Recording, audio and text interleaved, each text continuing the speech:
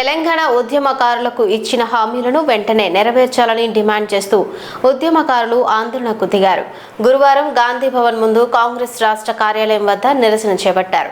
ఈ సందర్భంగా ప్రభుత్వానికి వ్యతిరేకంగా నినాదాలు చేస్తూ తమ హక్కులు సాధించాలని ఉద్యమకారులు డిమాండ్ చేశారు. పరిస్థితి ఉద్రిక్తంగా మారకుండా పోలీసులు జాగ్రత్తలు తీసుకుని నిరసనకారులను అడ్డుకున్నారు. హామీలు అమలు చేయాలని, తమకు న్యాయం చేయాలని ప్రభుత్వం వెంటనే చర్యలు తీసుకోవాలని ఉద్యమకారులు కోరుతున్నారు.